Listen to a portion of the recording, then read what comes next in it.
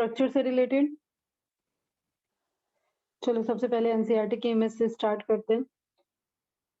Structure point of view से यानी very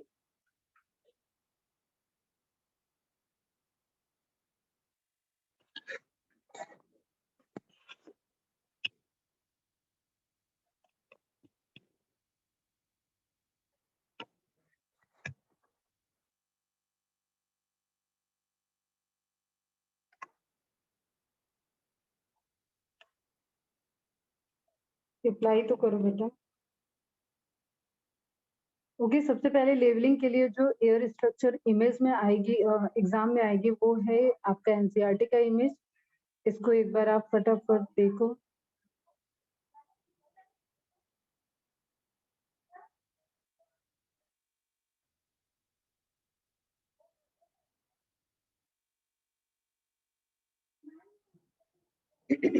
चलो ठीक है, सबसे आउटर साइड में आपको क्या दिख रहा है? Pinna.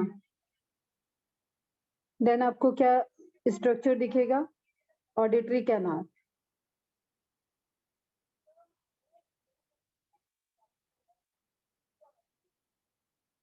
Auditory canal, okay.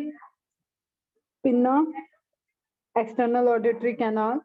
Then आपको एक बोनी स्ट्रक्चर का लेवल दिया हुआ है, मतलब स्कल बोन का पार्ट रहेगा, दैट इज टेम्पोरल बोन।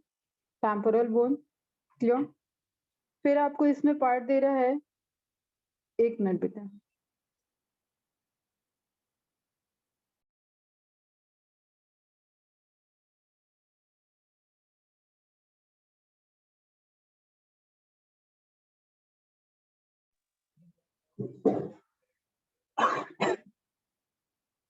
तो इमेज में टेम्पोरल बोन हमें बोनी पार्ट दिख रहा है, जिससे हमारा एक तरीके से एक तरफ से कवर। देन हम इनर एक्सटर्नल ईयर की ड्रम की बात करते हैं। ईयर ड्रम का लेवल दिया है। फिर मिडल ईयर का मैलियस, इंकस, स्टेप्स, क्लियर। इन ओवल विंडो, ये ओवल विंडो रहेगा आपका कॉक्लिया का पार्ट, इनर ईयर से जो अटैच करेगा। देन आपको नर्व का नेम दिया, ये ध्यान रखना, जो गलत हो सकता है। ये नर्व का नेम दिया हुआ है यहाँ पे, कॉक्लियर नर्व स्ट्रक्चर, जो round round cell type structure है, that is cochlea. And then आपको एक ट्यूब दिया हुआ है, जो कि नासोफेरिंक्स में ओपनिंग होगी, दैट इज स्टेशन ट्यूब। ये है लेबलिंग आपकी जो एनसीईआरटी में गिवन है। ओके बच्चा, इसको प्रैक्टिस करना है, इसको प्रैक्टिस करो बार बार, इसको देखो, समझो, और इसको एक तरीके से इसके जो भी क्वेश्चंस होंगे इससे रिलेटेड, आप इसको सॉल्व करो बिना देखे। 2-4 बार प्रैक्टिस करोगे, सारे नाम याद हो जाएंगे।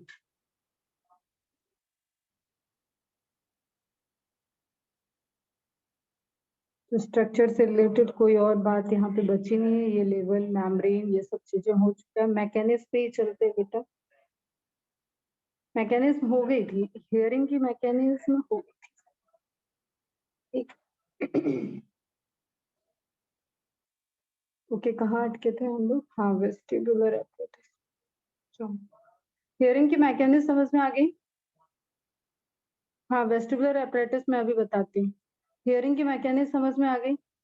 पेरीलिम्ब से किस तरीके से मिडिल ईयर से वाइब्रेशन ट्रांसफर होंगे ओवल विंडो के थ्रू पेरीलिम्ब में, पेरीलिम्ब से एंडोलिम्ब में, एंडोलिम्ब के लोअर साइड में वहां पे बेसिलर मेम्ब्रेन है, बेसिलर मेम्ब्रेन पे हेयर सेल्स हैं, उन हेयर सेल्स को वाइब्रेशन होगा, एंड वो हेयर सेल्स उस वाइब्रेशन से जो मूवमेंट करेंगी, उनमें सीलिया प्रेजेंट है।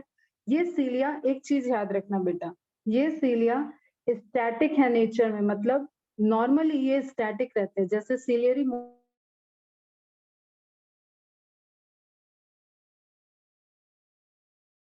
रहेंगे। जब तक इनको ये वाइब्रेशंस नहीं आएंगे तब तक ये मूव नहीं करेंगे। तो ये आपके नॉर्मल सीलिया और सीलिया में डिफरेंस है। ओके, फिर अब जब वाइब्रेशंस आया, तो वाइब्रेशन आया, देन इसके वाइब्रेशन को सेंस किया, इसके वाइब्रेशन को सेंस किया टेक्टोरियल मेम्ब्रेन ने। टेक्टोरियल मेम्ब्रेन पे जो वाइब्रेशन हुआ, टेक्टोरियल मेम्ब्रेन और हेयर सेल्स अटैच्ड हैं। इस हेयर सेल्स ने टेक्टोरियल मेम्ब्रेन के वाइब्रेशन को सेंस किया, एंड इन हेयर सेल को यहाँ पे नर्व्स अटैच्ड हैं। यहाँ पे इनका ट्रांसपोर्टेशन होगा, यहाँ पे चेंज होगा, सिग्नल ट्रांसक्रिप्शन, सिग्नल चेंजेस हुए, यहाँ पे इलेक्ट्रिक इम्पल्स जनरेट होगी।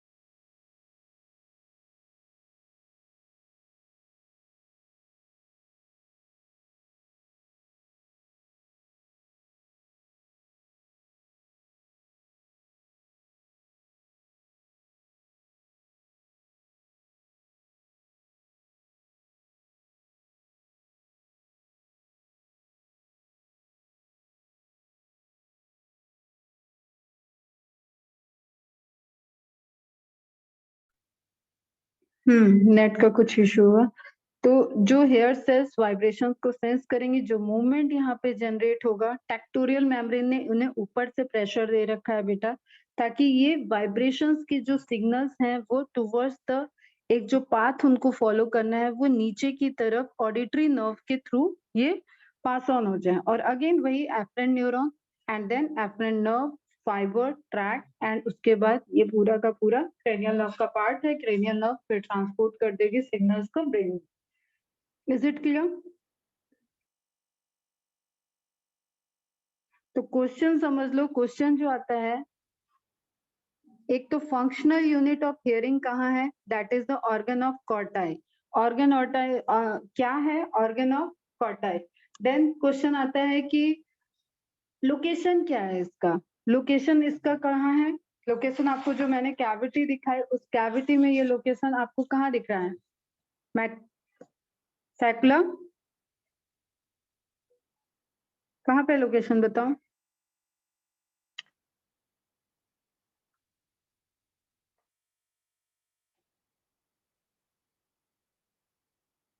एंडोलिम्फ किस कैविटी में है? फटाफट रिस्पॉन्स दो फटाफट। एंडोलिम्फ किस कैविटी में है? स्केला मीडिया में। स्केला मीडिया में। क्लियर? तो स्केला मीडिया में मेम्ब्रेन कौन सी, किस मेम्ब्रेन पे ऑर्गन ऑफ कॉर्टाई प्रेजेंट है? That is basilar membrane. ठीक है, स्केला मीडिया बैसिलर मेम्ब्रेन के अपर साइड पे प्रेजेंट है ऑर्गन ऑफ कॉर्टाई, जो कि स्पेसिफिक सेल्स से रिलेटेड है। स्पेसिफिक सेल्स होंगी तभी वहां पे जो फॉर्मेशन होगा, जो सिग्नल का ट्रांसफर है, जो चेंज है, इलेक्ट्रिक इम्पल्स, एक्शन पोटेंशियल का जनरेशन है, वो यहाँ पे होगा। ओके तो इस सेल्स में, इस लेयर में कुछ स्पेसिफिक मॉडिफाइड हेयर सेल हैं। हेयर सेल के पास सीलिया प्रेजेंट है। ये सीलिया अपर साइड में आपके टेक्टोरियल मेम्ब्रेन से अटैच्ड है। टेक्टोरियल मेम्ब्रेन इसके ऊपर एक कवरिंग बनाई हुई, तो जो वाइब्रेशन होगा, तो ये वाइब्रेशन, ये पूरी मैकेनिज्म, ये पूरा ऑर्गन ऑफ कॉर्टाई यहाँ पे रोल प्ले करेगा। एंड देन इससे इलेक्ट्रिक इम्पल्स जो जनरेट होगा वही सेम मैकेनिज्म है, पोलराइजेशन, डिपोलराइजेशन, रिपोलराइजेशन वाला। उससे जो भी इम्पल्स जनरेट होगा वो आपकी ऑडिटरी नर्व से ट्रांसफर हो जाएगा। ओके बच्चा, अब एक चीज ध्यान रखना, जहाँ पे ह्यूमन फिजियोलॉजी यूनिट स्टार्ट हुई है, जहाँ पे ह्यूमन फिजियोलॉजी यूनिट स्टार्ट हुई है, वहां पे आपको एक साइंटिस्ट का नाम दिया हुआ है, अल्फोंसो कॉर्टाई। तो देखो एकदम लिंक है यहाँ से question. Clear? Organ of Corti named on the name of Alfonso Corti. NCERT है सबके पास अभी? एनसीईआरटी में देखो जहाँ पे डाइजेशन चैप्टर स्टार्ट हुआ है, पेज नंबर रहेगा तुम्हारा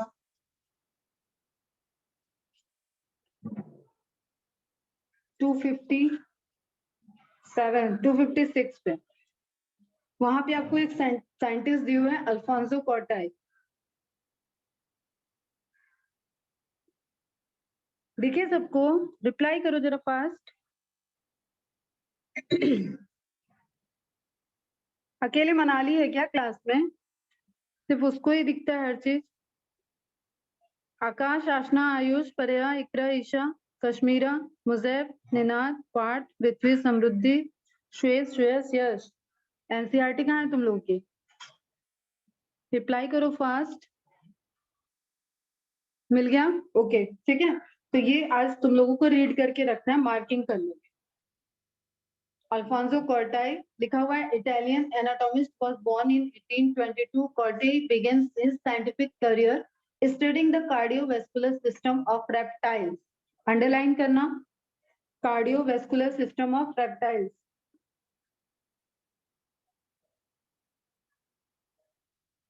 Later, he turned his attention to mammalian auditory system.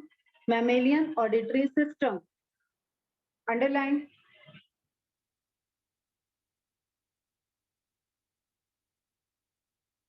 In 1851, he published a paper describing a structure located on the basilar membrane. Got it? ये इसी की बात हो रही है यहाँ पे। मैंने हमेशा बोला जो यूनिट के स्टार्टिंग में एक एक साइंटिस्ट के बारे में दिया, उनकी लाइन बाय लाइन इंफॉर्मेशन आपको तैयार होनी चाहिए। Structure located on the basilar membrane of the cochlea, location clear रहना चाहिए। Basilar membrane of the cochlea containing hair cells that convert sound vibration into nerve impulse. The organ of Cortai. He died in the year 1888. समझ में आया सबको? तो आपको क्या देखना है, अल्फोंसो कॉर्टाई का जो पैराग्राफ दिया हुआ है साइंटिस्ट का, वो आपको मार्क करके रखना है। दैट इज रिलेटेड, उसमें लिखा हुआ है मैमेलियन हियरिंग, और वो basilar membrane organ of Corti का डिस्कवरी ही किया हुआ है, उसी के बारे में इन्होंने वहां पे मेंशन कर दिया एनसीईआरटी में साइंटिस्ट के पास में। तो ये आपको कंप्लीट करके रखना है। ओके बच्चा, now come to vestibular apparatus. किसी को कोई डाउट? सबको समझ में आया हम क्या बात कर रहे हैं अभी? साइंस के बारे में, साइंटिस्ट के बारे में एक इंफॉर्मेशन दी, उसको वहां से नोट डाउन करके रखना है अपने पास, मार्क कर लो यार। ये हम इसलिए बोल रहे हैं क्योंकि वो स्टार्टिंग में दिया हुआ है और ये नर्वस सिस्टम है। तो नर्वस सिस्टम में या तो यहाँ पे नोट्स लिख लो, इसी पेज पे एक नोट लिख लेना एनसीईआरटी पे ही कि स्टार्टिंग में ह्यूमन फिजियोलॉजी के स्टार्टिंग में साइंटिस्ट की इंफॉर्मेशन दी गई है अल्फोंसो कॉर्टाई। वो आपको हमेशा जब भी यहाँ रिवाइज करोगे तो वहां तक जाना पड़ेगा, और कॉपी में नोट कर लोगे तो एक जगह हो जाएगा। Now back to vestibular apparatus. अब हमें पता है कि एक जो डबल फंक्शन कर रहा है हमारा इनर ईयर, उसमें बैलेंसिंग प्राइमरी फंक्शन है एंड हियरिंग सेकेंडरी फंक्शन। तो हियरिंग के लिए हमने देखा कॉक्लिया वाला पार्ट पूरा यूज हुआ। नाउ बात करते हैं बैलेंसिंग के लिए। तो बैलेंसिंग के लिए जो स्ट्रक्चर दिया है, that structure is vestibular apparatus. Clear? याद रखना, vestibular apparatus located above the cochlea. अब वेस्टिबुलर एपरेटस में आपको दो पोर्शन पढ़ना है, एक तो बेटा एम्पलरी पोर्शन पढ़ना है एंड दूसरा आपको सैक्यूल एंड यूट्रिकल के अंदर मैकुला पोर्शन है। पहले हम तुम्हें एक इमेज से समझा देते हैं, उसके बाद हम बात करते हैं बेटा, नहीं तो कंफ्यूजन हो जाता है। अब आपको ध्यान ये रखना है कि जो वेस्टिबुलर सिस्टम है, वेस्टिबुलर एपरेटस है, that is made up of 3 semi circular canal. पहले सबसे बेसिक चीज तो एक एक वन बाय वन स्टेप सुनो। 3 सेमी सर्कुलर कैनाल, तो 1 2 and this one is 3। Clear? And ये अब इस तरीके से इमेज है, और ये आपको तीनों ही एक दूसरे के 90 डिग्री एंगल पे अटैच है, और अरेंजमेंट इनका जो है वो परपेंडिकुलर है। ओके, क्लियर है? अब हमें स्ट्रक्चर पॉइंट ऑफ व्यू से ध्यान रखना है कि जहां पे ये सेमी सर्कुलर कैनाल की एंडिंग है या एंड है, वहां पे ये स्वॉलेन है, एम्पुलरी रीजन। ओके, और तीनों के रीजन्स जो ओपन एक स्वॉलेन स्ट्रक्चर बना रहा है, उसमें है आपका यूट्रिकल और सैक्यूल, और उनका ओन क्या है, एम्पुलरी, एम्पुला। एंड जहां पे वो ज्वाइंट हो रहे हैं, जहां पे उनके आगे वाली वेसाइकल्स है, दैट इज सैकुला एंड यूट्रिकल। इतनी बात क्लियर है? सेम चीज फॉलो होगा, बोनी लैब्रिंथ होगा एंड मेम्ब्रेनस लैब्रिंथ होगा, उसके अंदर फ्लूइड होगा, सेम स्ट्रक्चर है। डिफरेंस कहाँ है? अरेंजमेंट में। डिफरेंस कहाँ है? डिफरेंस एम्पुला के अंदर है, डिफरेंस मैकुला प्रेजेंट है सैक्यूल और यूट्रिकल के अंदर। Is it clear? अब एक स्टेप आगे चलते हैं, ये समझ में आया? सब बताओ जरा, क्लियर है? फास्ट, एकदम फास्ट। Okay, very good. अभी हमें देखना है कि दो हमारे पास यहाँ पे जो फंक्शनल यूनिट होंगे ना, वो दो तरीके से वर्क कर रही है। एसोसिएटेड वर्क भी है बैलेंसिंग में इनका, और एसोसिएशन किस तरीके से है, दोनों ही जगह पे हमें कुछ ना कुछ हेयर सेल्स, जिसको हम स्टीरियोसीलिया कह रहे हैं, क्योंकि ये इट्सेल्फ ये नॉर्मली सिलियरी मूवमेंट नहीं करते हैं जब तक इनको इम्पल्स ना है।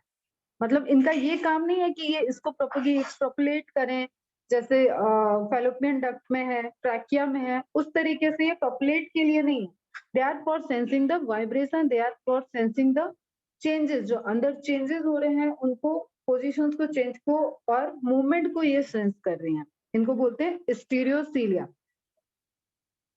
ओके बच्चा, क्लियर? अब हमें स्ट्रक्चर पे ध्यान देना है। यहाँ पे पहले हम एम्पुलरी रीजन को इनलार्ज करा के दिखाते हैं तुम्हें। एम्पुला वाला पोर्शन समझ में आ रहा है? हमें हर एंड में, हर जो सेमी सर्कुलर कैनाल है उसके एंड में हमें स्वॉलन पोर्शन दिख रहा है। इस स्वॉलन पोर्शन के अंदर, ओके, इस स्वॉलन पोर्शन के अंदर लैबिरिंथ में अंदर इसके प्रेजेंट है एक एम्पुलरी रीजन, जिसको बोलते हैं ampullary cristae. Ampullary cristae, okay, ठीक है। इसका पार्ट है एक क्यूपला, जिसमें लिक्विड भरा हुआ है। एक आपको सेल दिख रही है अगेन, जिसमें हेयर सेल्स हैं और सीलिया प्रेजेंट। अब जिस तरीके से आप अपना मूवमेंट करते हो, जिस तरीके से आपकी पोजीशन चेंज होती है, ये लिक्विड का ये जो कुपला स्ट्रक्चर है, it can be move here, ये इधर आ सकता है, ये ऐसे इधर मूव हो सकता है, और ये ऐसे मूव हो सकता है। ओके, तो just according to movement of this liquid, यहाँ पे हेयर सेल सेंस करेंगे एंड अगेन प्रोसेस वही, इस सेंसरी सिग्नल्स को वो कन्वर्ट कर देंगे इलेक्ट्रिक सिग्नल्स में, एक्शन पोटेंशियल जनरेट, और यहाँ नीचे अब आपको फिर से नर्व फाइबर्स दिखेंगे। ये कहाँ हो रहा है? ये आपका हो रहा है सेमी सर्कुलर कैनाल्स की एम्पुलरी रीजन में। जब रीजन याद रहता है, स्ट्रक्चर याद रहता है, तो मैकेनिज्म यहाँ पे आपको डिटेल क्योंकि पढ़नी ही नहीं है, आपको लोकेशन और सिर्फ एक जनरल मैकेनिज्म पढ़नी है।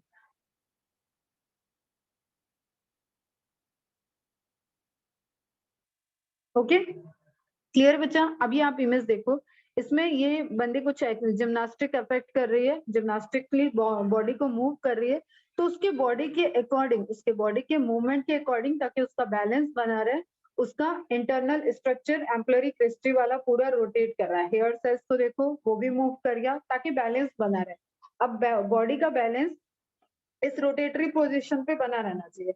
अच्छा, इसको एक तुम रिलेट कर सकते हो, जब आप कोई गेम ऐसा खेलते हो जिसमें जैसे बचपन में वो गर्ल्स खेलती हैं हाथ से हाथ पकड़ के फिर गोल गोल घूमती हैं, ठीक है, या आप सिंगल भी अपना कोई मूवमेंट कर रहे हो, काफी तेज से घूम रहे हो, या स्कीपिंग कर रहे हो, रस्सी कूद रहे हो, उसके बाद जब आप खड़े होते हो थोड़ी देर के लिए आपका बॉडी ऐसे रोटेटरी मूवमेंट में ही लगता है, आपको जिस डायरेक्शन में आपने मूव किया होगा उस डायरेक्शन में वो मूव करता रहता है।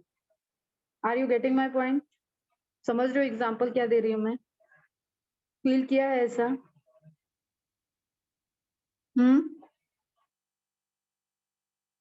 वो इसलिए होता है क्योंकि आप तो रुक गए हो, लेकिन ये फ्लूइड अभी भी स्टिल, जिस तरीके से आपने उसको मोशन दे रखा है, वो थोड़ी देर टाइम लेता है स्टेबल होने के लिए, तो वो आपको उस टाइम रोटेटरी रोटेटरी सा फील होता है। That is not related to weakness and all. Okay, समझ में आया? कभी कभी बैठे बैठे एकदम से उठते हैं तो भी पोजीशन चेंज होता है, तो भी एकदम से झटका लगता है, ऐसा लगता है कि चक्कर आ रहा है, वो भी इसी सबसे रिलेटेड होता है। ओके बच्चा, तो एम्पलरी वाला समझ में आ गया। अब ऑटोलीथ वाली एक मैकेनिज्म है, उसको देखते हैं। अब इसका सेकेंड पोर्शन देखो, जो कि आपका यूट्रिकल और सैक्यूल दोनों में प्रेजेंट होगा। अब हमने एक इमेज लिया था यूट्रिकल एंड सैक्यूल को समझाने के लिए।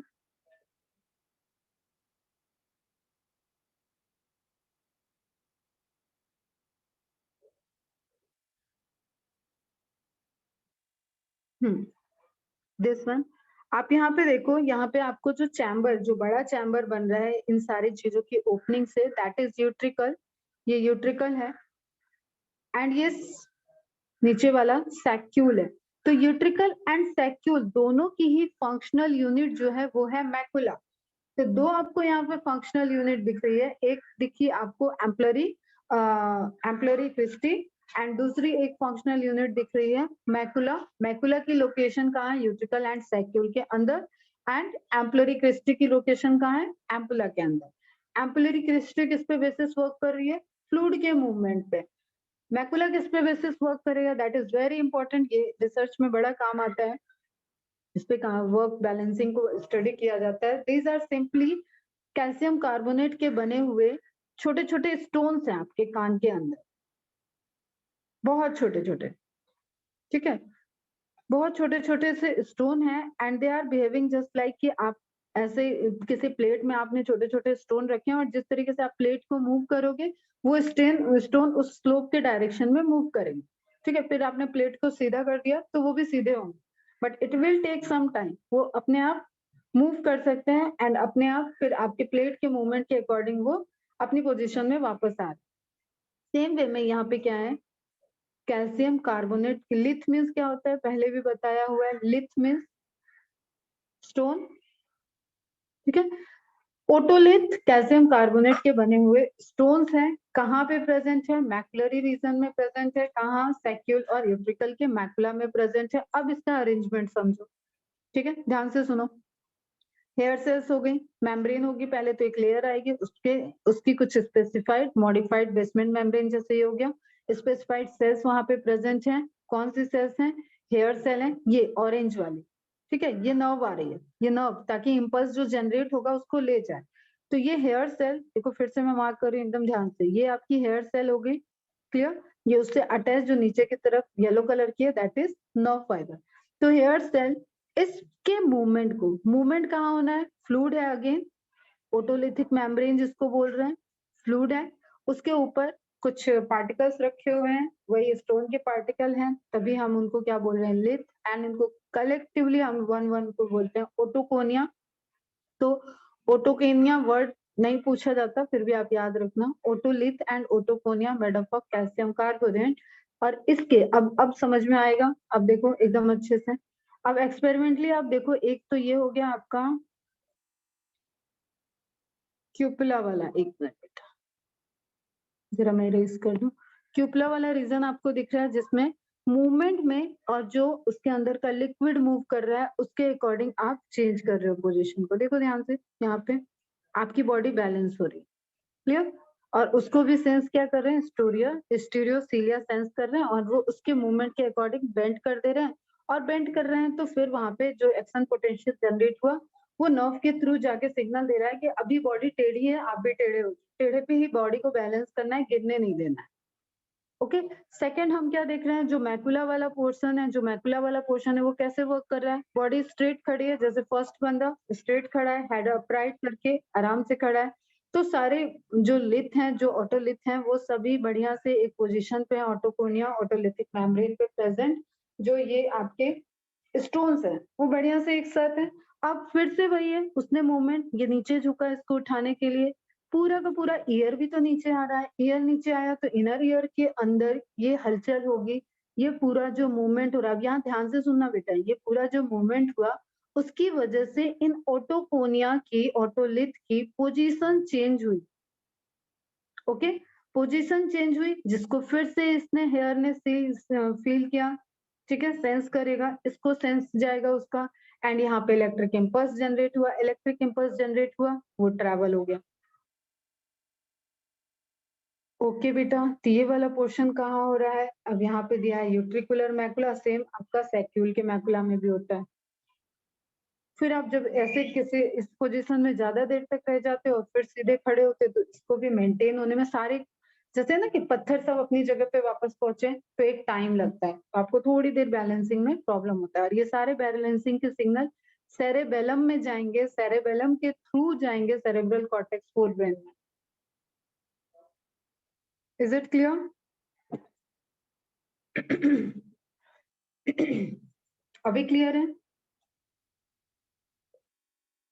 तो एनसीईआरटी मार्क हमने कल कराई थी, थोड़ा सा लास्ट का रह गया तो उसको देख लेते हैं फटाफट। ये हो गया था macula is the sensory part of saccule and utricle, ये हो गया था।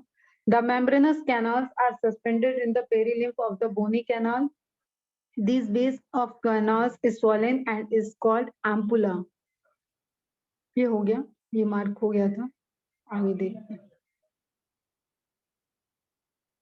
which contains a projecting rays called crista ampullaris। ampular region के अंदर हमने बात किया प्रोजेक्टिंग रेज, एक उभार जिसके अंदर फ्लूइड मूव कर रहा था। Crysta ampullaris which has hair cells, और उस रीजन में hair cells present होंगे। The saccule and utricle contain a projecting rays called macula. तो डायरेक्ट मैच करने के लिए बेटा और फंक्शन से रिलेटेड इन दोनों का जो फंक्शन है दैट आर एनालॉजी है, दोनों ही बैलेंसेस में रोल प्ले कर रहे हैं। This cristae and macula are the specific receptors, receive करेंगे सिग्नल्स को वाइब्रेशंस से जो आ रहे हैं ऑफ द वेस्टिबुलर, और मूवमेंट यहाँ पे जो लिक्विड है उसके मूवमेंट से जो जनरेट हो रहा है that is main important of the vestibular apparatus responsible for maintenance of balance of the body and posture। एक में लिक्विड मूव हुआ, एक में ओटोलिथ ओकोनिया मूव हुए। Is it clear?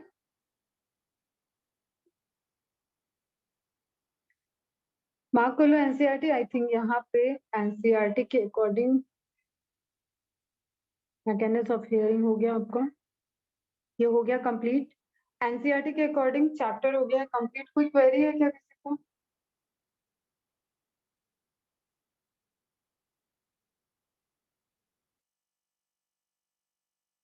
मैकेनिज्म में कोई क्वेरी है? कल इसलिए मैंने बोला था स्ट्रक्चर ध्यान से देख लेना, माइंड में सेट कर लेना, क्योंकि छोटी सी चीज में कई सारे आप यहाँ पे चीजें अभी पढ़ रहे हो। This is a glimpse of MBBS. ठीक है, अब नर्व आपको ध्यान में रखना है, एक आपकी ऑडिटरी नर्व है, एक आपकी वेस्टिबुलर वाली नर्व।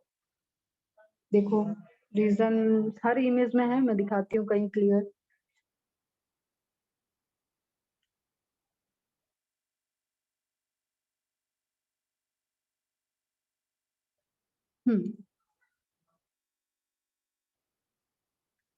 जो हियरिंग रिस्पॉन्स ले जा रही है दैट इज ऑडिटरी नर्व, जो आपका बैलेंसिंग रिस्पॉन्स ले जाएगी वो वेस्टिबुलर apparatus से वेस्टिबुलर नर्व ले जाएगी।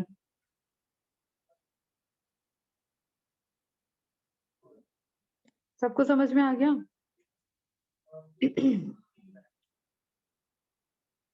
सस्पेंडेड इन पेरिलिम्फ कहाँ लिखा हुआ था बेटा? वो कैनाल का जो एंड है ना उसके लिए लिखा हुआ है, एम्पलरी रीजन के लिए ना, कैनाल वाला।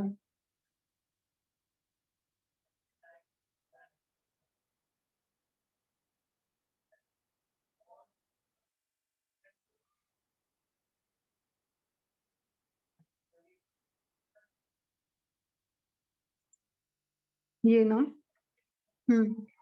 इसका मीनिंग है कि देखो द मेम्ब्रेनस कैनाल, पूरा जो सेमी सर्कुलर कैनाल है उस सेमी सर्कुलर जो स्ट्रक्चर है इसके अंदर एक कैनाल चल रही है बेटा, है ना, lies in a different plane. जैसे जैसे जा रहा है ये इसके डिफरेंट प्लेन्स हैं, क्लियर। और उसके बाद ये एक दूसरे के क्या है, राइट एंगल पे हैं, एक दूसरे के क्या है, 90 डिग्री पे हैं, क्लियर। एक कैनाल दूसरे से 90 डिग्री पे है, ये एक बात हो गई।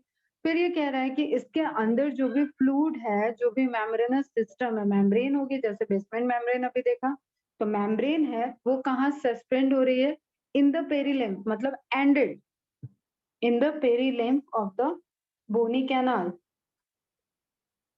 सेम है बेटा उसी तरीके से जैसे आपका बोनी बोनी स्ट्रक्चर हो गया, उसके अंदर जो लिक्विड है तो ये इसकी बेसमेंट का कनेक्शन इसके पेरीलिम्फ से होगा,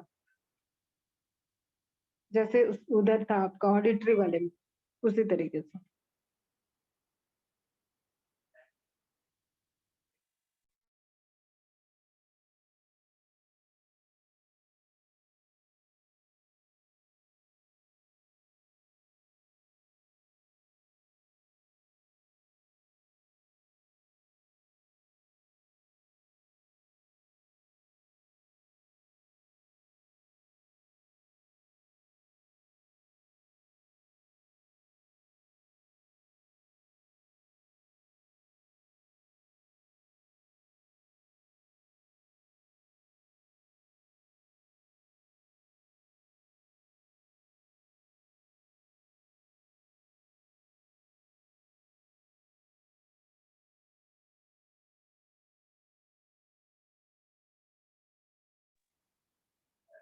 ओके, वॉइस नहीं जा रही थी।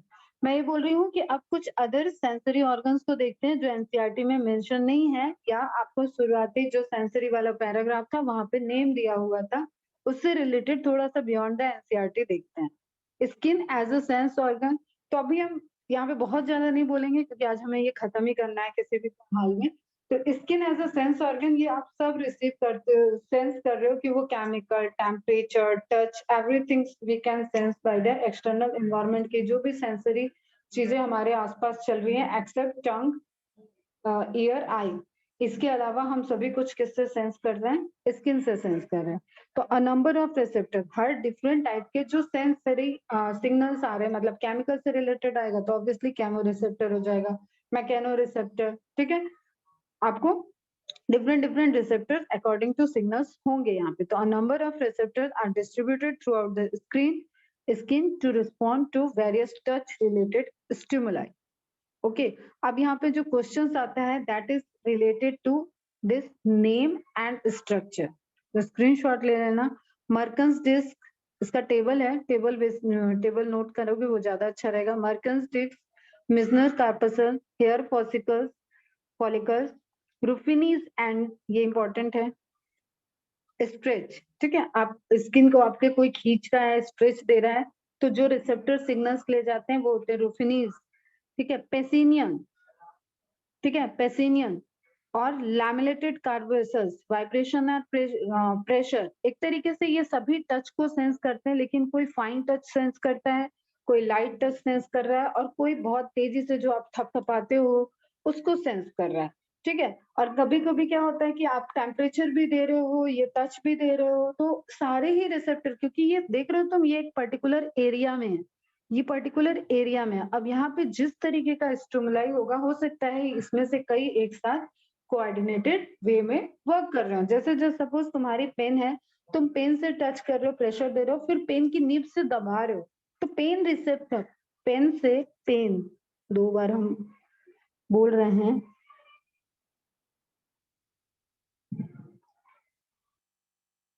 ठीक है। ये यहाँ पे इंड्यूस हो सकता है। फिर तुम्हारे पेन की कैसी क्वालिटी है, अगर आप तुम तो थोड़ा सा इसको अभी गर्म करके ले आओ तो उससे टेम्परेचर भी सेंस होगा, तो थर्मोरिसेप्टर भी काम करेंगे। इस तरीके से आपको कुछ रिसेप्टर्स के नाम और उनके फंक्शंस को रिलेट करना है, ठीक है। बाकी आपको स्किन का लेयर दिख रहा है, स्किन के लेयर पे हेयर दिख रहा है, इवन यू नो कि हेयर फॉलिकल्स जो होते हैं वहां पे भी रिसेप्टर्स होते हैं जो कि टच रिसेप्टर्स के ही टाइप होते हैं, वो भी सेंस करते हैं।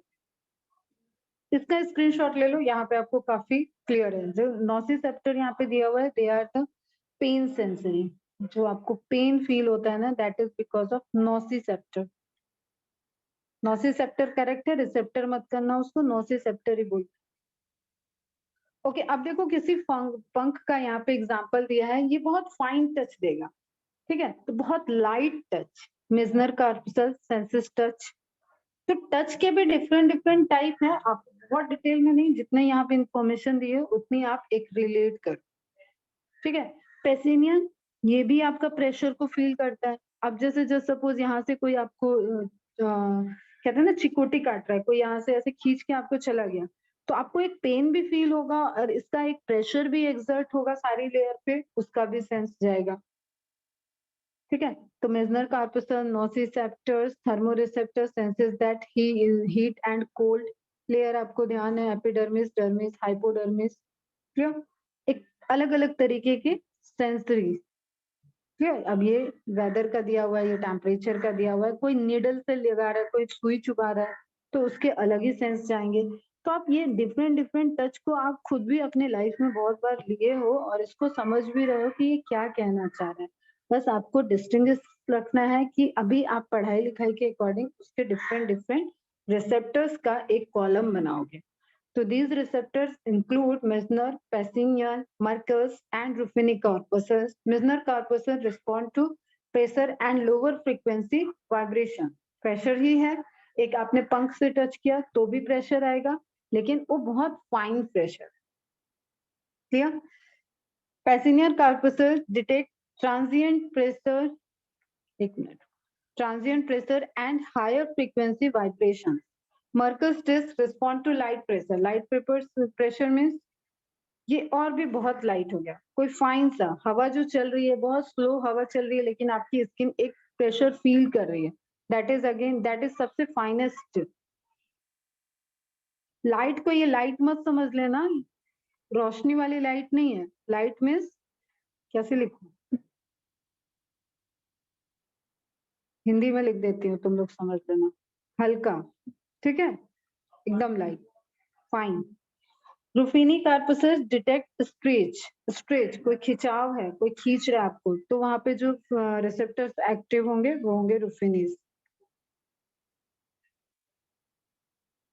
Then the skin can convey many sensations such as the biting cold of a wind and the comfortable pressure of a hand holding yours। कोई हाथ आपका पकड़ रहा है, कोई आप दो दोस्तों हाथ पकड़ के जा रहे हो, तो आपको एक कंफर्ट फील होता है। इन सब चीजों में क्या है, वहां पे मैकेनो रिसेप्टर्स वर्क कर रहे हैं, ठीक है। किसी का हाथ देखो टच करते ही ऐसे लगता है जैसे मेरा हाथ एक तरीके से वार्म हैंड है, ठीक है। मैं हमेशा गरम रहता है मेरे हाथ का जो पाम है ना, ये एरिया गर्म रहता है। मेरी एक फ्रेंड है, उसका बहुत ठंडा सा हाथ रहता है, तो उसको पता चलता है, टच से पता चलता है कि हाँ ये सपना का हाथ है, ये शिप्रा का हाथ है, तो हम लोग को ऐसे समझ में आता है। उसी तरीके से तुम भी फील करोगे, तुम्हारे ये जो पाम वाला है, ये एरिया या तो ठंडा होगा, या तो ठंडा मतलब ऐसे बर्फ नहीं होगा, एक कंपैरेटिवली जो बॉडी टेम्परेचर है उसके according. The skin can convey many sensations such as the biting cold of a wind, the comfortable pressure of a hand holding yours, or the irritating itch from a woolen scarf। आपको किसी कपड़े से अगर allergy आपने कभी feel की हुई हो, किसी कपड़े से नहीं की है, तो आप जरा गर्मी में,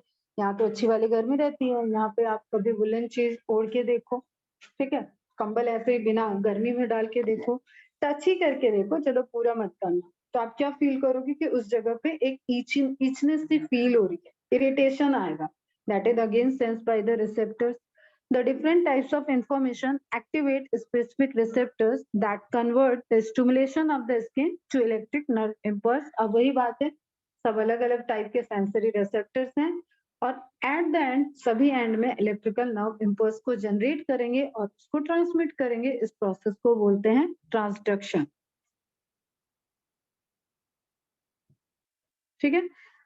three main groups of receptor, group of receptor हैं जो कि आपने इंटरनल मैकेनिज्म में भी पढ़ा है कि कहीं बैरो रिसेप्टर है, कहीं कैमो रिसेप्टर है, कहीं मैकेनो रिसेप्टर पे टाइप है, ठीक है। कहीं पे प्रेशर के लिए सेंस करने के लिए वही बैरो रिसेप्टर वगैरह आपने जो देखे हैं, that is the different types of receptor. तो उसको अगर हम ब्रॉडली क्लासिफाई करते हैं, थ्री मेन ग्रुप हैं, mechano, thermo and camo. Name he indicate कर रहा है, मैकेनिकल कोई चीज है जैसे स्ट्रेच हुआ, प्रेशर हुआ, उन सब चीजों को कौन डिटेक्ट करेगा, मैकेनो रिसेप्टर। थर्मो टेम्परेचर से रिलेटेड, तो या तो कोल्ड या तो वार्म, उसको सेंस करेगा thermo receptor. Camo receptor chemical से रिलेटेड, ऑल ऑफ सडन आपके हाथ पे कुछ गर्म गिरा, तो एक साथ में एक तो उसका केमिकल रिएक्शन हो सकता है, दूसरा उसके टेम्परेचर से सेंस। तो वही मैं बार बार बोल रही हूँ बेटा कि there are number of receptors जो आपके एक साथ में किसी स्टिमुलाई के अंदर ही मल्टीपल स्टिमुलस है, क्लियर। जैसे मैंने बोला कि आपकी स्किन पे थोड़ा सा गर्म चाय की बूंद गिरी, तो एक तो आपको उसके टेम्परेचर का सेंस गया, दूसरा वो चाय है, उस चाय की जो केमिकल प्रॉपर्टी है वो स्किन को किस तरीके से हार्म करेगी, वो भी वहां पे होगा, उसको भी सेंस करेगा। तो mechanoreceptor responding the mechanical stimuli such as stroking, जो आप एक स्ट्रोक देते हो, स्ट्रेचिंग खींच रहे हो, vibration of the skin. Thermo receptor cold and hot, chemoreceptor responding to certain type of chemical either applied externally or released within the skin। जैसे inflammation, किसी चीज से आपको एलर्जी वाली बात हुई अभी, तो वहां पे ऐसा हो सकता है कि आपको हिस्टामिन का रिलीज हो, एलर्जी शो करेगा। एलर्जी जैसे आप ज्यादा देर तक अगर वही अभी वुलन का एग्जांपल लिया था, वही आप टच करके रखो तो आपको वहां पे रेडनेस आ जाएगी, एंड रेडनेस मीन्स इन्फ्लेमेशन, क्या किसी केमिकल से एलर्जी है, किसी परफ्यूम से एलर्जी है, किसी क्रीम को भी अप्लाई करने के पहले गर्ल्स को या बॉयज को, किसी को भी बोला जाता है डायरेक्ट फेस पे ना अप्लाई करो, उसको हैंड वगैरह पे बैक साइड में इधर नीचे की तरफ आप लगा के देखते हो कि कहीं पर्टिकुलर क्रीम का कोई रिएक्शन तो नहीं है। ब्लीच वगैरह जो आते हैं उनका भी देखा जाता है कि रिएक्शन तो नहीं है, तो पहले रिएक्शन टेस्ट होता है, मतलब उससे कहीं कुछ एलर्जी तो नहीं शो कर रही है बॉडी, क्यों करेगी, बॉडी के अंदर गया क्या, वो गया ना, कैमो रिसेप्टर के थ्रू गया, ठीक है, तो वो केमिकल्स में आ जाता है। हिस्टामिन आएगा आपका इम्यूनोलॉजी में, अभी आया है तो आप नोट डाउन कर लो। इन्फ्लेमेटरी रिस्पॉन्स के लिए सिक्रेट होता है स्किन पे या कहीं पे भी हिस्टामिन का सिक्रेशन। स्पीड में जानबूझ के फास्ट रखी हूँ अपना, क्योंकि मुझे सिर्फ यहाँ पे बताना है, अभी कुछ भी समझाने वाली चीज नहीं, और ये सब एडिशनल चीजें चलती है। क्लियर? अब ये कॉलम आप बना लो, स्क्रीनशॉट ले लो। मर्कस TISS, Mizner कार्पसस, glabrous. Glabrous meaning होता है जिस जहाँ पे हेयरलेस, हेयरलेस स्क्रीन आपकी कहाँ कहाँ, मतलब सबके अलग अलग वेरी कर सकती है, बट फिर भी कुछ ऐसा है कि किसी के पाम पे, हथेली पे हेयर तो नहीं दिखेगा बेटा, ठीक है।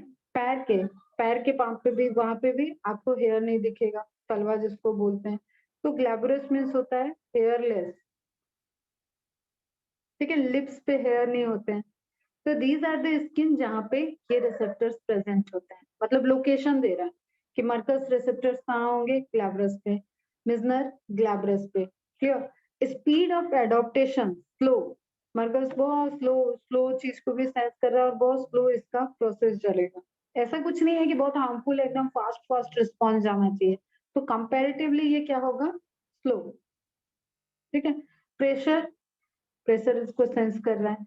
Meissner corpuscle small sharp border, small sharp border ये भी स्ट्रक्चर है। ग्लैब्रस मतलब हेयरलेस स्ट्रक्चर पे ये भी देखने को मिलेगा आपके पाम में। अभी देखो आप इसको जो मैंने अभी बताया स्लो को, इसको आप ऐसे भी फील करो, किसी किसी को बहुत ज्यादा टिकलिंग फील होता है, गुदगुदी लगती है, ठीक है, तो आप एकदम बहुत स्मूथली भी आप रब करोगे तो एक खुद से खुद को भी नहीं फील होता बेटा, ये भी ध्यान रखना। तो आप देखते हो कि कोई आपस में भाई बहन भी खेलते हैं तो वो पैर को, पैर पे ऐसे जाके वो सो रहा है तो पैर पे जाके ऐसे ऐसे गुदगुदी लगा देते हैं, तो वहां पे जो रिसेप्टर काम करता है that is Merkel's receptor, Meissner receptors, ठीक है।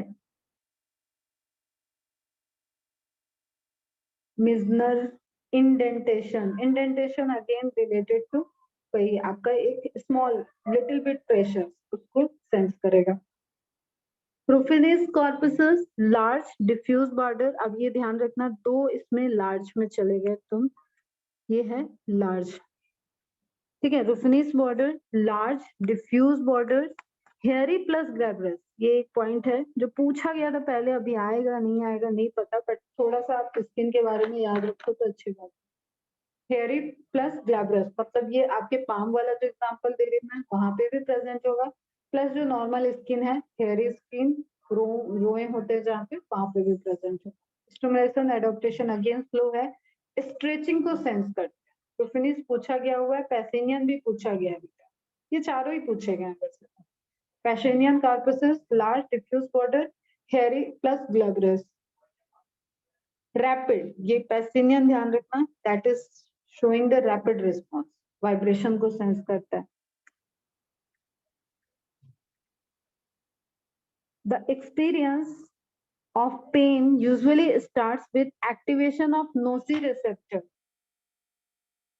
nociceptors, receptors that fire specifically to potentially tissue damaging stimuli। जब बहुत तेज मतलब आपका एकदम हार्मफुल ही किसी चीज से हो रहा है, देन आपका नोसिसेप्टर एक्टिवेट हो जाएगा। किसी ने आपको थप्पड़ दिया, किसी ने आपकी स्किन पे कुछ तेजी से उससे मतलब बीट किया आपको, या आप समझ लो कोई बहुत गर्म एकदम से गया, तो जिस चीज से आपको पेन फील हुआ वो सभी वहां पे नोसिसेप्टर्स हाईली एक्टिवेटेड होंगे, ठीक है। पोटेंशियली टिश्यू डैमेजिंग स्टिमुलाई, जिससे टिश्यू के डैमेज होने के चांसेस हैं, उस स्टिमुलाई के अगेंस्ट में वर्क करेगा। Most of the nociceptors are subtypes of other chemoreceptor और मैकेनोरिसेप्टर। अभी मैंने बताया ना कि अगर चाय गिर रही है तो उससे भी हार्म हो सकता है, दर्द हो सकता है आपको, तो केमोरिसेप्टर हो गया वहां पे एक केमोरिसेप्टर एंड नोसिसेप्टर मॉडिफाइड हो जाएगा, ठीक है।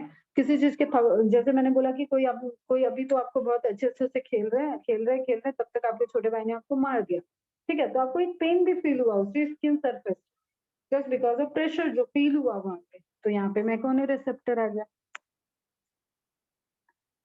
When tissue is damaged or inflamed, certain chemical substances are released from the cells, and these substances activate chemosensitive nociceptors. ठीक है, पेन हो रहा है, किसी चीज के सिक्रीशन से कुछ आपका स्किन को एक तरीके से डैमेज कर रहा है, जला रहा है समथिंग इंटरनल, और आपकी ही इम्यून सिस्टम उसके लिए हिस्टामिन भी रिलीज कर रही है, इन्फ्लेमेशन भी हो रहा है, आपको बर्निंग सेंसेशन भी हो रहा है वहां पे, तो अगेन पेन जा रहा है, लेकिन वो केमो सेंसिटिव नोसिसेप्टर, वो मैकेनो सेंसिटिव नहीं होगा. Mechano-receptive nociceptors have a high threshold for activation. ठीक है, क्योंकि ये पेन वाला है. अगर देखो, अगर ये इसका लो थ्रेशोल्ड होगा ना बेटा, तो ये जो हवा चल रही है उससे भी आपको दर्द होगा. समझो, बात समझो यार, सब समझने वाली चीज है, इसमें मैं कितना भी बात करूं कम है, लेकिन चैप्टर भी अपने को खत्म करना है.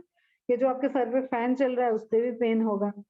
क्लियर? जो वाइब्रेशंस आ रही है उससे भी फिर पेन होगा. तो हमें हर समय दर्द ही दर्द होने लगेगा, तो इससे इसका हाई थ्रेशोल्ड होगा. For activation they respond to mechanical. जैसे कोई धीरे धीरे आपको मार रहा है तब तक तो आप सहन कर रहे हो, लेकिन किसी ने जोर से दिया तब तो फिर होगा ना भाई पेन. ठीक है, mechanical stimulation that is so intense it might damage the tissue. तो नोसिसेप्टर का ध्यान रखना है बेटा, टिश्यू डैमेज से रिलेटेड आपको सबसे एक अपर लेवल पे, तो वो किसी भी तरीके का मॉडिफाइड हो सकता है, थर्मो से रिलेटेड, कैमो से रिलेटेड, मैकेनिक्स से related. Sensory information collected from the receptors and free nerve ending traverse of the spinal cord and is transmitted to the region of the medulla, thalamus and ultimately to somatosensory cortex, क्योंकि skin से जा रहा है सब. ठीक है, which is located in the post central gyrus. post central gyrus क्या हो गया? gyrus क्या हो गया? रीज या फरो? बताओ, सल्कस गायरस बताया होगा ना. ए क्या है, बी क्या है?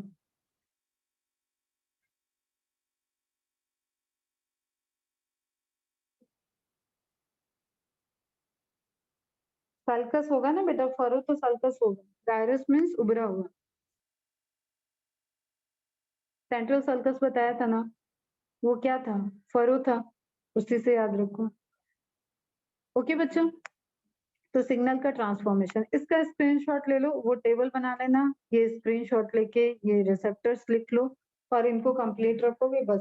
इससे ज्यादा ये भी आना मुश्किल है, लेकिन इतना आपको रेंज कवर करके जाना, और लेना है तो लेना है स्क्रीनशॉट, ये नहीं कि एनसीईआरटी में तो है नहीं. अरे एनसीईआरटी में जगह जगह आपने रिसेप्टर्स पढ़ रखे हैं. ले लिया स्क्रीनशॉट?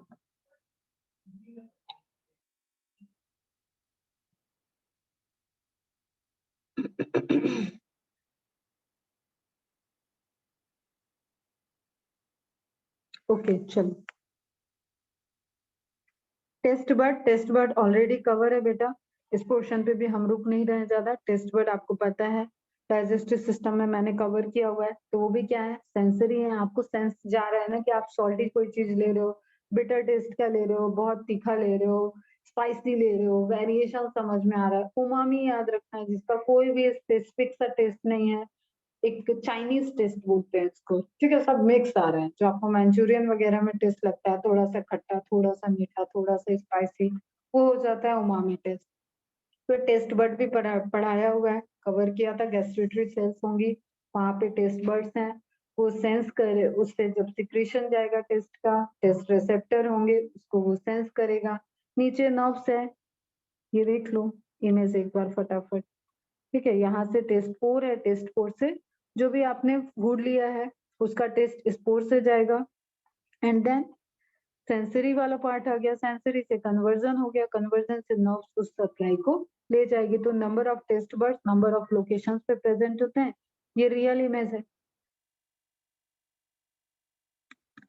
तो जस्ट टेक अ स्क्रीनशॉट और इसको थोड़ा सा खुद ही टाइम दोगे तो हो जाएगा. फिर भी कुछ रहे प्रॉब्लम तो बताना. अच्छा, एक ये पॉइंट इसमें इंपॉर्टेंट है, sweet bitter and umami test.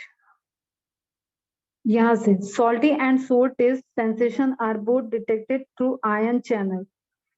जो आपके आयनिक चैनल प्लाज्मा मेम्ब्रेन पे होते हैं, सेल्स हैं तो प्लाज्मा मेम्ब्रेन आएगी, उनके आयन चैनल से सॉल्ट एंड सोर टेस्ट को सेंस किया जाता है. वाइल स्वीट बिटर, क्योंकि ये देखो नर्वस डाइजेस्टिव सिस्टम में हम टेस्ट के अकॉर्डिंग देख रहे थे, यहाँ पे हमें नर्वस सिस्टम के भी अकॉर्डिंग देखना है, क्लियर। तो सेंसेशन को हम कैसे सेंस कर रहे हैं, तो सॉल्टी एंड सोर्स के लिए आयनिक चैनल होती है and G protein couple taste receptor, ये ऐसे ही आप याद रखना।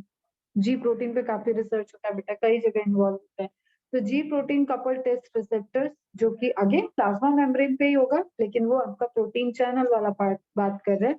तो sweet, bitter and umami taste, however, are detected by a way of G protein coupled taste receptor, जो कि proper signals को receive करेगा and signal को process करके transport कर देगा, chemical में convert करके transport कर देगा।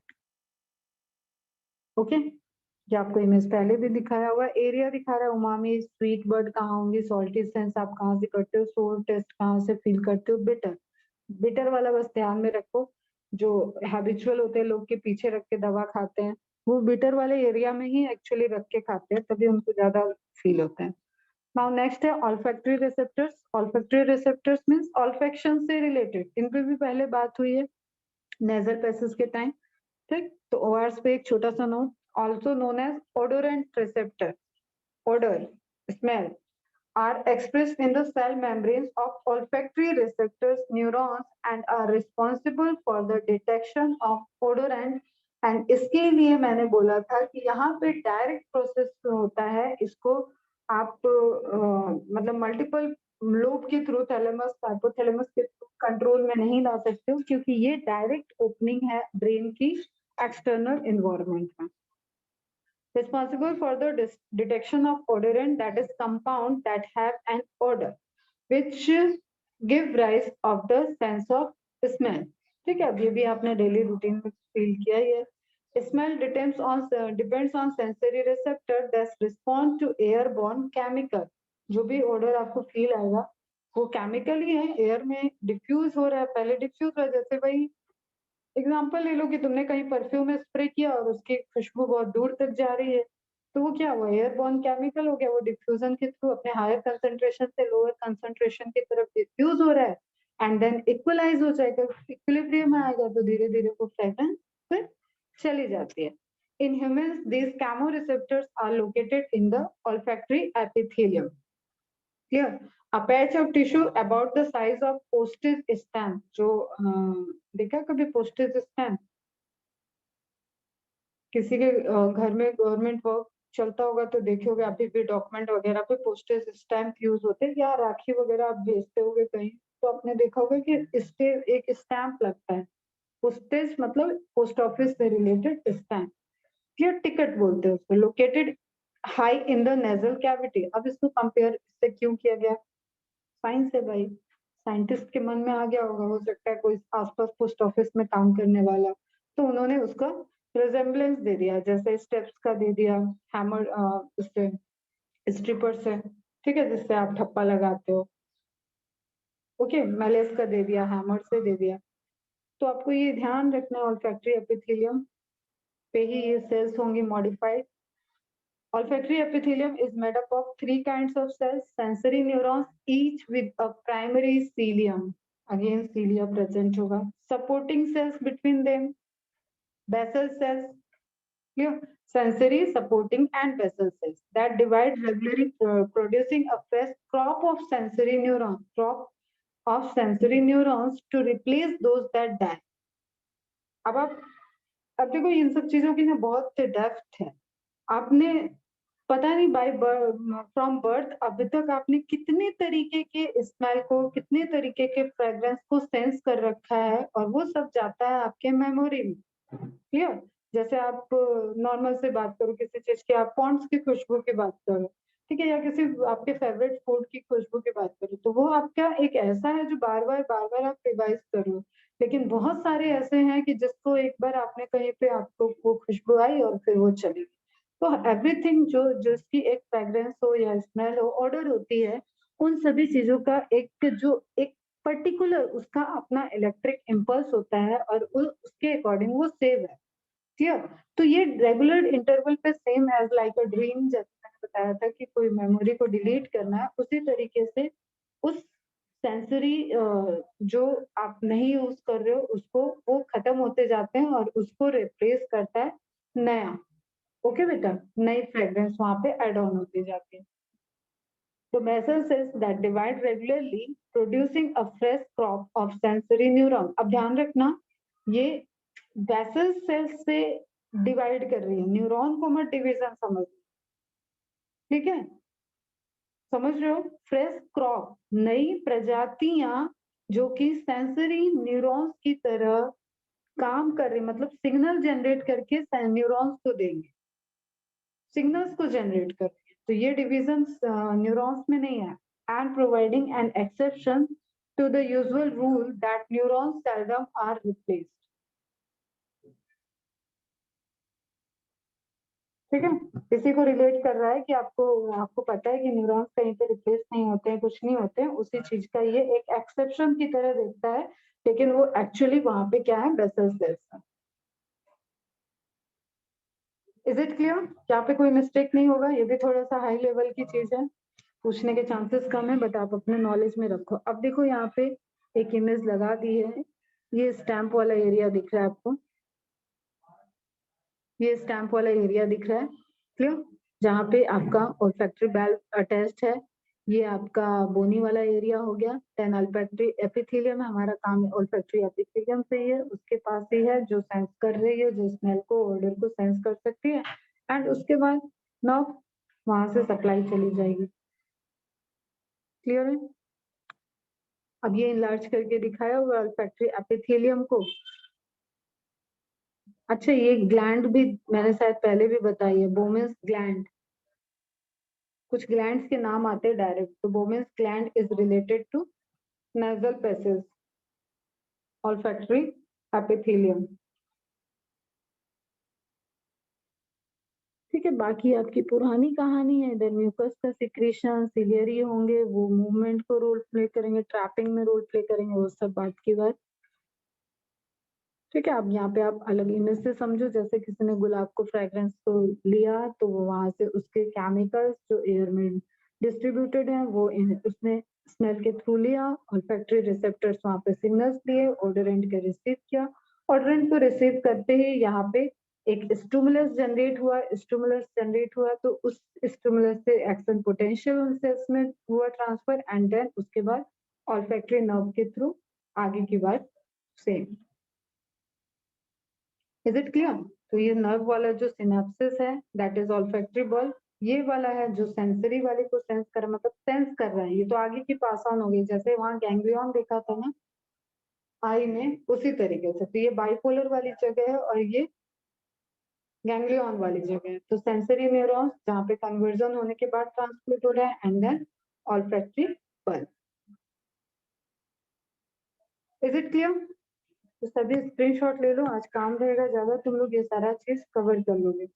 ऑर्डरेंट receptor whatever the signals जो भी आ रहा है, फिर से आपको ध्यान में रखना है, सभी उसी थ्योरी पे वर्क कर रहे हैं कि वहां पे एक्शन पोटेंशियल जनरेट होगा, वहां पे पोलराइज्ड मेम्ब्रेन है उसमें चेंज हो रहा है। चेंज किसी भी स्टिमुलाई से हो सकता है। आपने एक रेंज ऑफ स्टिमुलस देख लिया, टेम्परेचर से रिलेटेड, अभी जो हम लोग बात कर रहे हैं दैट इज फ्रेग्रेंस से रिलेटेड, ऑर्डर से रिलेटेड, तो उसके लिए जो स्टिमुलाई होगा वो ऑर्डरेंट के फॉर्म में होगा, केमिकल के फॉर्म में होगा। तो this is a type of chemo receptor. तो सेंस किया, जी प्रोटीन का रिसेप्टर दिखा रहा है, ठीक है, जी प्रोटीन कपल्ड, वहां पे ट्रांसफॉर्मेशन होगा।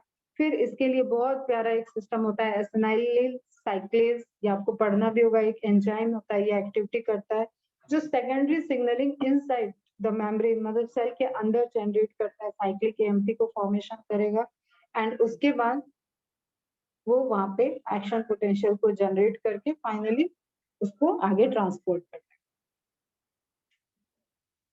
ओके, अब नर्वस सिस्टम में न्यूरॉन न्यूरॉन की बात होगी। न्यूरोग्लियल ऑलरेडी कवर्ड है थोड़ा सा आपका स्ट्रक्चरल ऑर्गेनाइजेशन में, उसको रिवाइज करके फिर कोई एडिशनल पॉइंट यहाँ पे दिखता है आपको तो आप नोट डाउन कर लेना। मुझे एकदम याद नहीं है कि मैंने वहां पे टेबल वगैरह दी थी कि या नहीं दी थी, या वहां ये तो नहीं कहा था कि नर्वस सिस्टम को डिटेल में देखेंगे, इसलिए मैं ये तुम्हें कह रही हूँ कि तुम अपने नोट्स में देख लेना। ठीक है, तो न्यूरोग्लियल्स है, ग्लियल मीन्स ब्लू, ये तो याद ही होगा, glial means blue, nervous system की ग्लू सेल जो आपस में अटैच कर रही है। पूरे आपके ब्रेन में 2 तरीके के सेल्स प्रेजेंट है, एक तो न्यूरॉन्स प्रेजेंट है, दूसरी न्यूरोग्लियल प्रेजेंट है। तो all the accepted cells of neurons को छोड़ दे तो बाकी सारी सेल्स आ जाती है न्यूरोग्लियल सेल्स में। Usually referred to simply as glial cells or glia are quite different form of from neurons. The major distinction, अच्छा ये डिविजिबल सेल होंगी, पहला पॉइंट तो ये याद रखना है।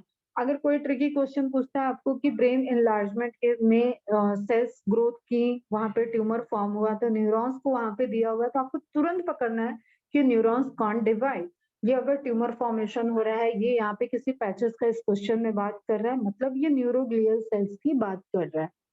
Are you getting my point? ठीक है, तो एक कॉमन सी चीज थोड़ा ये ध्यान में रखना। The major distinction is that glia do not participate directly in synaptic interaction. Synaptic interaction क्या है? जो आपका सिग्नल जनरेट होके ट्रांसमिट हुआ था, ठीक है, जो ट्रांसमिशन ऑफ सिग्नल्स हुआ था उसमें सिनेप्टिक आपको क्लेफ्ट जो एक्सॉन टर्मिनल पे सिनेप्सेस बन रहे थे वो रोल प्ले कर रहे थे। यहाँ पे इनका ऐसा कोई रोल नहीं है कि वो उस सप्लाई के बीच में आएंगे। Clear? The major distinction is that the glia do not participate directly in synaptic interaction directly. Okay, and electrical signaling. Although their supportive functions help define synaptic contacts and maintain the signaling abilities of the neuron. अब कैसे हो रहा है ये direct तो नहीं दे रही है, नहीं ये कुछ जनरेट करा रही है, लेकिन अगर न्यूरॉन की तरह अटैच्ड है, न्यूरॉन तक जा रहा है, तो एक उसको जो फ्रेमवर्क चाहिए, जो उसको जोड़ के रखने के लिए जो स्ट्रक्चर को मेंटेन करना है, जैसे जस्ट सपोज एक्सॉन है, तो एक्सॉन की लेंथ लंबी है, सेल बॉडी के बाद एक्सॉन लंबा है, तो ये एक्सॉन को प्रॉपर प्लेस पे कौन प्लेस करके रखा हुआ है?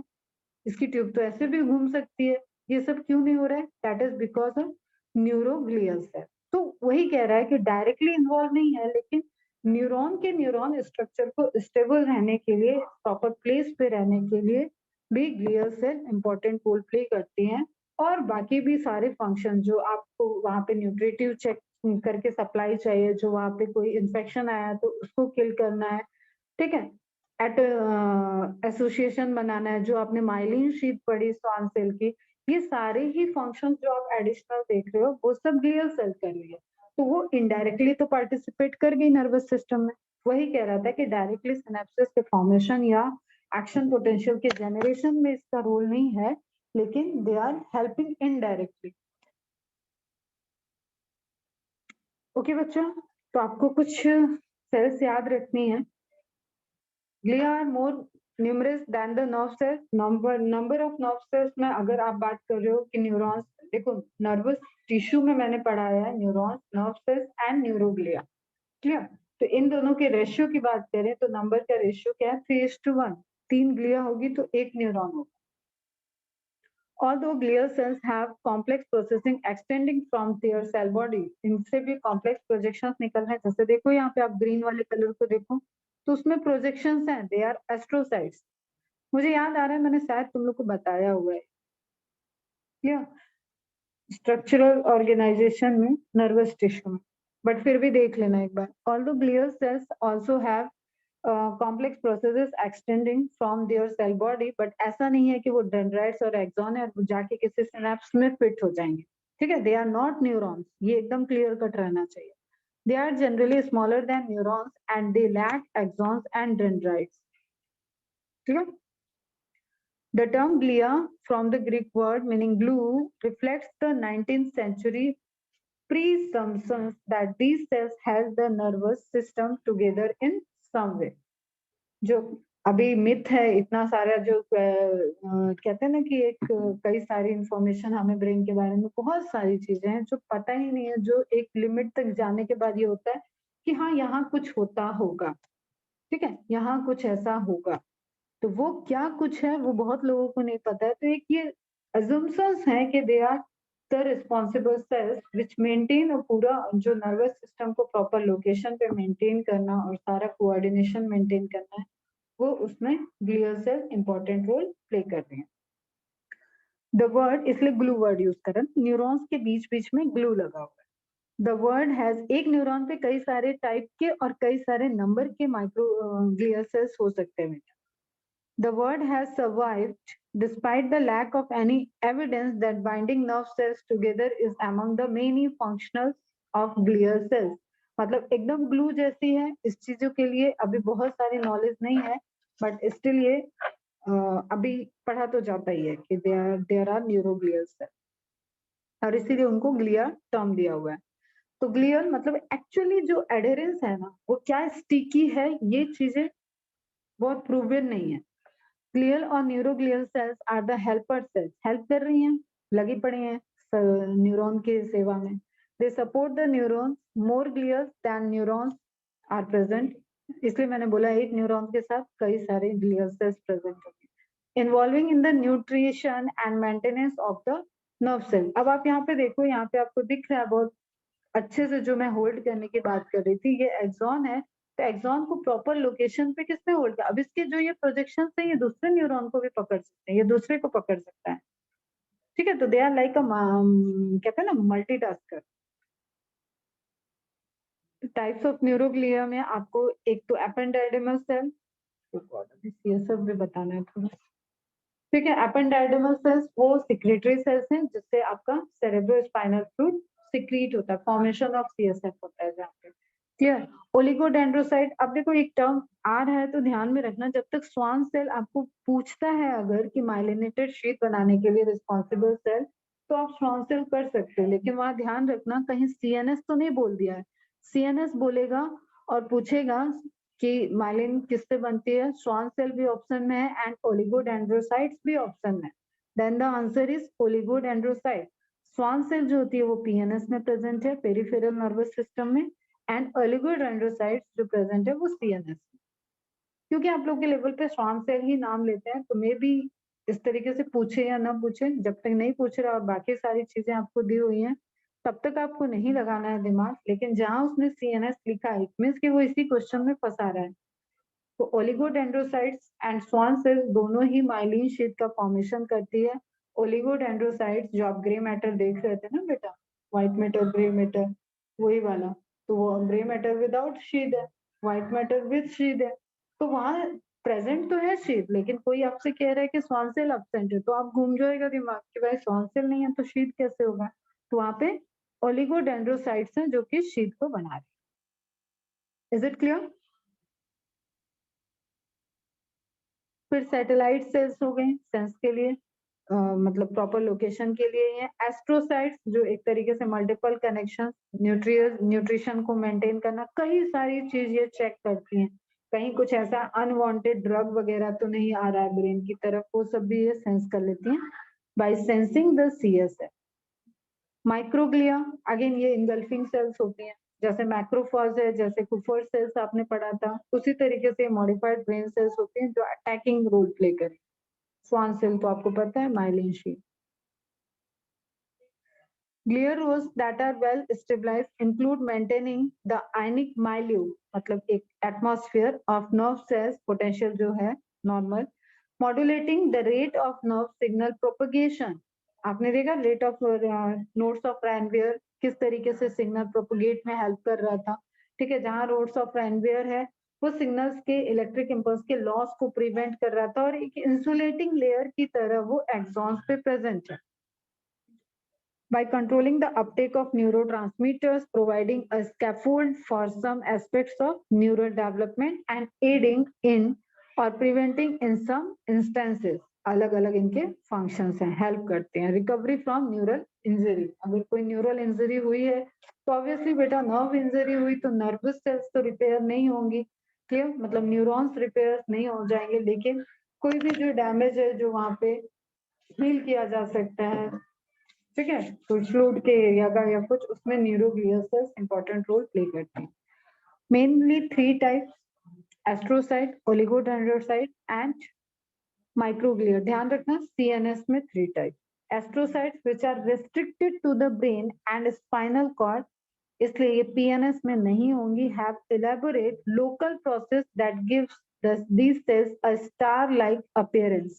उनके उभार जो होंगे, प्रोसेसेस मतलब निकले हुए स्ट्रक्चर डेंड्राइट्स की तरह, उनको तो एक स्टार लाइक अपीयरेंस देते हैं, दैट्स व्हाई इनका नाम भी हो गया एस्ट्रोसाइट।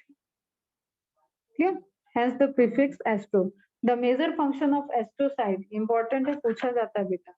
सारी सेल्स आ जाएंगी और उनके फंक्शन को मैच द कॉलम में बोल देगा। Astrocytes, the major function of astrocytes is to maintain in a variety of ways an appropriate chemical environment for neuronal signal.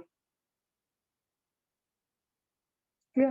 Oligodendrocytes, which are also restricted to the CNS, lay down a laminated lipid-rich wrapping called myelin around the some but not all axons. Myelin has important effects on the speed of action potential. वही notes of Ranvier वाला concept याद रखना है. In the peripheral nervous system, the cells that elaborate myelin are called Schwann cells. ये important point है बेटा, miss हो जाता है और इसको according to question ही आपको answer करना है, otherwise आप Schwann cell के साथ जा सकते हो myelin की synthesis. As the name implies, microglia are smaller cells derived from the hematopoietic stem cells. Important point है.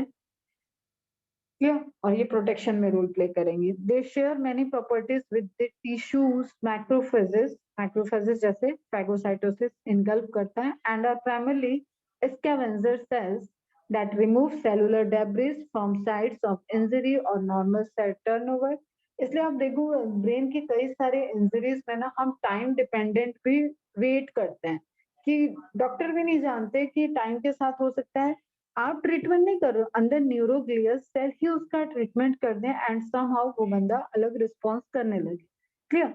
तो हम बहुत सी चीजों के लिए ब्रेन के लिए हम टोटली टाइम डिपेंडेंट एक वेट पे चले जाते हैं. कुछ फिजियोथेरेपी वगैरह जो भी डॉक्टर सजेस्ट करते हैं उनको हम कर सकते हैं, कुछ एक्सरसाइजेस कर सकते हैं, किस तरीके से न्यूरॉन्स को एक्टिव रखना है ये सब हमें पता है. लेकिन स्टिल हम जो ब्रेन की सर्किट है वो पूरी सर्किट को कहें तो उसको नहीं ओपन करके इस तरीके से पूरा अभी नहीं कर सकते कि क्या प्रॉब्लम है और उसको वहां पे ट्रांसप्लांट करते हैं. Clear? They share many properties with tissue macrophages and primarily scavenger cells that remove cellular debris. अब जस्ट सोचो कि किसी क्लॉट की वजह से वहां पे प्रॉब्लम हो रही है तो वो क्लॉट धीरे धीरे धीरे धीरे भी डिजनरेट करेगा और डिसॉल्व हो जाएगा. तो एक टाइम के बाद वो प्रॉब्लम रिजॉल्व हो जाएगी. Okay, indeed, some neurobiologists prefer to categorize microglia as a type of macrophage. Following brain damage, the number of microglia at the site of injury increased dramatically just because उनका काम यही है, scavenger है. Now CSF देख लेते हैं. CSF जो आपको इसमें लेफ्ट वाली इमेज में पूरा ब्लूइश एक अपीयरेंस दिख रहा है स्पाइनल कॉर्ड से लेके ब्रेन तक, वो उसी तरीके से डिस्ट्रीब्यूटेड होती है. इसको इस तरीके से कि पेरीफेरी पे इसने एक लेयर बना रखी है प्रोटेक्शन कि कौन सा फ्लूइड इसके अंदर जाएगा, क्या मटेरियल जाना है, क्या मटेरियल नहीं जाना है, उसको वो चेक करेगा. ठीक है? सिक्रीशन कहाँ होता है? वेंट्रिकल सिस्टम हमने पढ़ा हुआ है. 1 2 लैटरल. ठीक है? Then third and fourth.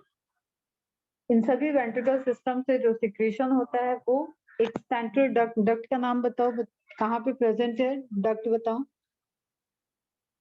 Third और फोर्थ वेंट्रिकल के बीच में डक्ट. यहाँ पे मैं मार्किंग कर रही हूँ, जरा फटाफट उसका नाम बताना. 5 मिनट और लेंगे क्लास, परेशान मत हो.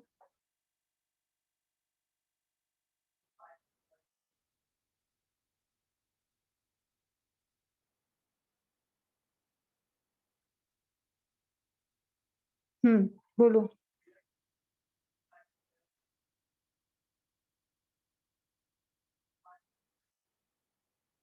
Cerebral aqueduct. यस बेटा, करेक्ट. ठीक है, सेरेब्रल एक्वेडक्ट जो कहाँ पे रहती है, तो लोकेशन क्या है इसकी? हिंड ब्रेन, मिड ब्रेन या फोर ब्रेन?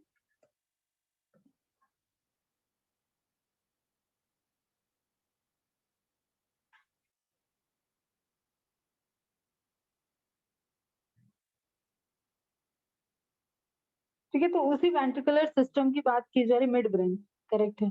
ठीक है, उसी वेंट्रिकुलर सिस्टम की बात की जा रही जो मैंने ऑलरेडी मेंशन किया हुआ है. उसी के थ्रू यहाँ पे सिक्रेशन जो हो रहा है, जो सिक्रेशन हो रहा है that is again glial cells ही हैं. वो वहां पे सिक्रीट कर रही हैं लेटरल वेंट्रिकल्स दोनों, उसके बाद इंटरवेंट्रिकुलर फोरामेन से पास होके थर्ड वेंट्रिकल से cerebral aqueduct, then fourth ventricle, then central canal and spinal cord. इस तरीके से एक ट्रांसपोर्टेशन होता है। एक आप यहाँ पे बस इतना समझो कि एक लेयर बन रही है, ठीक है, एक लेयर बन रही है जहां पे बहुत सारी चेकिंग चलती है। इस लेयर से ही क्रॉस करके कोई भी फ्लूइड से पार्टिकल या कोई भी मटेरियल फ्लूइड का डायरेक्ट सप्लाई नहीं जा सकता है। उसको न्यूरोग्लियल सेल्स देखो यहाँ पे अटैच दिख रही है तुम्हें, ऑरेंज कलर की, ग्रीन कलर की, वो सेल से वहां पे सप्लाई को चेकिंग किया जाएगा एंड देन ट्रांसफर किया जाएगा। So what is CSF? Is a clear fluid that surrounds the brain and spinal cord. It cushions the brain. एक protective cushion की तरह है the brain and spinal cord from injury and also serve as, अब आप ऐसे water bag use करते हैं ना अपन लोग की प्रिवेंशन करना है किसी चीज का एक्सर्शन है तो एयर बैग, वाटर बैग, उसी तरीके से यहाँ पे क्या है, एक आपके पूरे ब्रेन के और स्पाइनल कॉर्ड के चारों तरफ फ्लूइड की लेयर है जो शॉक से प्रिवेंट करती है। Clear? And also serves as a nutrient delivery and waste removal. अब देखो तुम अगर कुछ भी नहीं समझ में आ रहा तुम्हें, ये ब्लड से जो सप्लाई जा रही है और वहां पे भी क्योंकि लिविंग सिस्टम है तो वहां पे वेस्ट मटेरियल सिक्रीट हो रहा होगा, फॉर्मेशन हो रहा होगा, तो उसका रिमूवल इन सभी चीजों के बीच का हो जाता है CSF, system for the brain, manufacture continuously in the area of the brain called ventricles and is absorb by the blood stream. Okay बहुत ज्यादा आपको नहीं पढ़ना है। फंक्शंस और स्ट्रक्चर वेंट्रिकल्स बस इतना ध्यान रखोगे बहुत है। प्रोटेक्शन बायोन्सी क्रिएट कर रहा है, एक वही कि एक जो वेट है, जो उसका स्ट्रक्चर है, वो सब मेंटेन कर रहा है। इन सब में CSF इंपॉर्टेंट रोल प्ले करता है। ठीक है, पढ़ोगे अब इसको, हो जाएगा।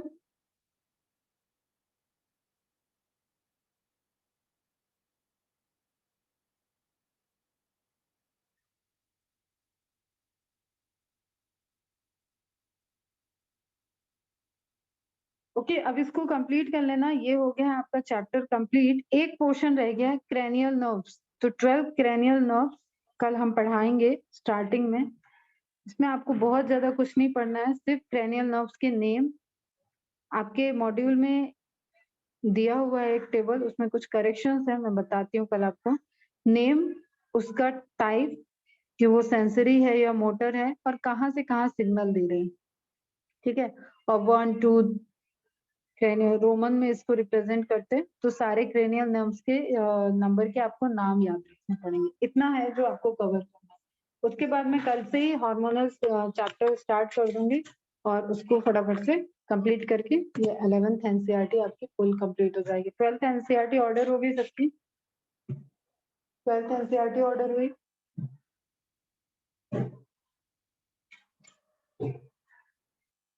वेरी गुड, कर लो उसको फटाफट, जिनका भी रह जा रहा है वो कर लें। क्लियर है? इसको जितनी भी इंफॉर्मेशन आज दी है यही आज का होमवर्क है भाई। इनका नोट्स बनाओ, उसको PDF कन्वर्ट करो और हमको सेंड कर दो, चेक कर लेंगे। चलो बाय बाय, गुड डे। और MCQ सॉल्व करो, चैप्टर खत्म, MCQs पूरे खत्म होने चाहिए। और एक्स्ट्रा PDF लो फटाफट के, MCQ कंप्लीट हो गया मॉड्यूल का, मैम एक्स्ट्रा PDF दे दीजिए। चलो बाय बच्चा, गुड डे, बाय।